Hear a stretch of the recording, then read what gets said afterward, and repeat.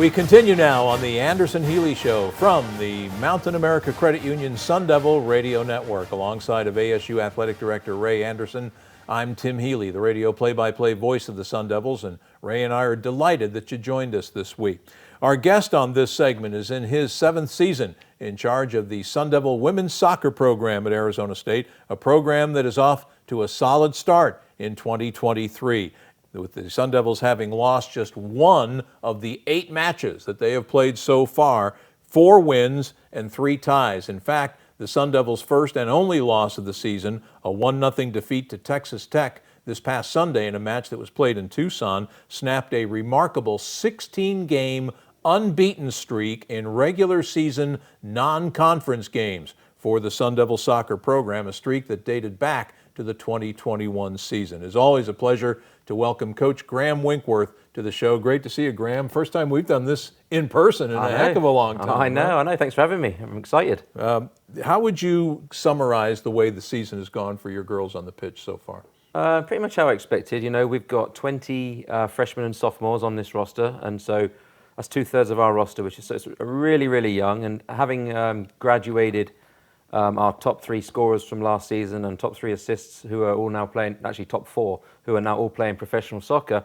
Excited for them to help them make the next step in their lives, but then we've got to find ways to replace those goals. And so delighted with the way we're doing certain things, particularly defensively, only conceding 3 goals in 8 games, but we've still got a lot of work to do offensively, which is the tough piece. And one of the players you had to replace is arguably the greatest player in the history of the program and is the all-time leading scorer and goal scorer in Arizona State history, the great Nicole Douglas. Dougie, as you always used to call her. How challenging has it been to fill those large pair of shoes? Yeah, it's impossible. You can't just bring in, even Dougie as a freshman was not Dougie as a 5th-year senior. So you can't expect somebody to come in and replace her. So we have to find other ways to score goals, share the load a little bit, and that's what we've been doing. You know, we've been scoring goals from different parts of the field, but ultimately you can't replace not just one, but 3 or 4 top pros that graduated that year. But on a positive, when you've got so many freshmen and sophomores picking up significant minutes, it can only bode well for the long-term future of the program. Yeah. Who are some of the players that are starting to pick it up? Your top goal scorer, Inasia Colon, has already come up with 4 goals and 9 points so far this season. Yeah, Ine started the season really well. She's got wonderful feet and a great creativity. She started very well. We've got to hope that she can continue that in conference play. And then Liska Kalia is our captain. She's one of the best defenders in the Pac-12. She's excellent, and so have her back for a 5th year is key. And there's been some other great performances. I think Pauli Nellis is one of the best goalkeepers in the country, and she does some things both offensively and defensively that most players can't. And we've got some excellent freshmen as well, the likes of Emily Simpson and Savannah Maley, among others, that are really stepping up. So excited for the future for sure. We talk about Pauli. She's been terrific in goal for you, hasn't she? Yeah, Pauli's special, and she to be honest, she's not really had too much to do all season long. She's conceded before this weekend. She'd conceded 2 goals only, and then she pulled off probably her first major save of the season against Texas Tech, and then in the second half we conceded a goal off a set piece. So she's really not had too much to do, which is a credit to the people in front of her. But what she does also do is she starts our attack. When Pauli plays a little differently to most goalkeepers in that she's comfortable with the ball at her feet. So we play a little bit more dangerous. My wife doesn't like watching it. She gets nervous, but we'll play her in the back line sometimes as we build. And so effectively it's 11 against 10 on the field. And she's got better feet than half the field players, if I'm honest. This is quite a run that you've had these last 2 years in non-conference play, hasn't it? What factors do you think have led to your team getting off to these good starts last couple of years? Yeah, I didn't know it until you just read it, so I appreciate you telling me. I don't know. I've got an incredible staff. Both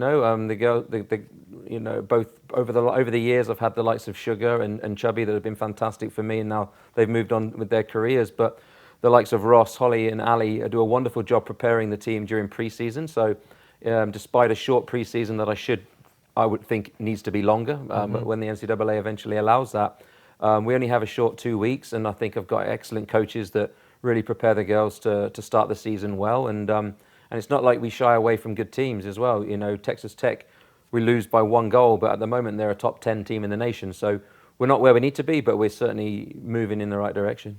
Now, this is the second consecutive Anderson Healey Show in which women's soccer has been spotlighted, because last week we had a delightful visit with one of Coach Winkworth's players who also happened to play in the World Cup this past summer. Gabby Rennie, a Sun Devil, a senior forward from New Zealand, playing for her home country in her home country, as many of the games in the World Cup were competed in New Zealand. And Gabby shared with us her experiences. What a feather in the cap, I would think it is, for your program to have one of your players so prominently featured on the world's biggest soccer stage. Absolutely. It's wonderful for recruiting. We obviously have a big international connection, so when those players see players in the World Cup, it can only help us.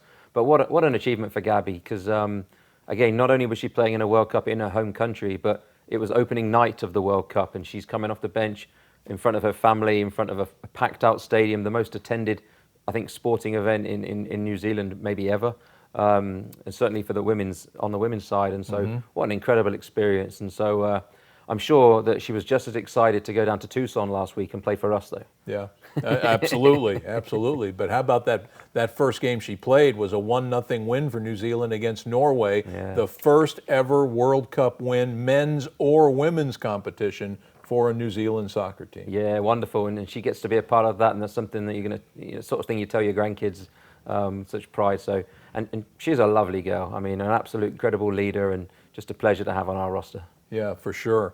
Now, the Sun Devils are back home to host Colorado College this coming Friday evening at 7 p.m. at Sun Devil Soccer Stadium, and then Pac-12 play begins next week, and ASU will host Oregon State in their Pac-12 opener. How do you feel your team is primed, Graham, and ready to go for conference play? It's going to be tough. I mean, we're playing probably one of the 2 strongest women's soccer conferences in the country. The national championship often comes from our league. You know, the current national champions are UCLA, and so we know we're going to be tested against many of the best teams. But at the same time, it's very exciting. Like, all these girls signed up because they wanted to play against the best. It's going to be a huge eye-opener for some of them, but I'm very excited, and I believe that we can certainly compete with many of these teams. And as the experience is gained, as we move forward as well with ASU soccer, I believe we're going to be competing for conference championships and beyond. Well, we're excited to watch it all unfold when conference play begins. But again, one more match this weekend at home against Colorado College in the non-conference portion of the schedule. Always great to visit with you, Graham. Best of luck this fall. Appreciate it. Thanks for having me. Arizona State head soccer coach Graham Winkworth, our guest here on the Anderson Healey Show. Up next, an ASU cross-country preview coming up, courtesy of second-year head coach Ryan Ray.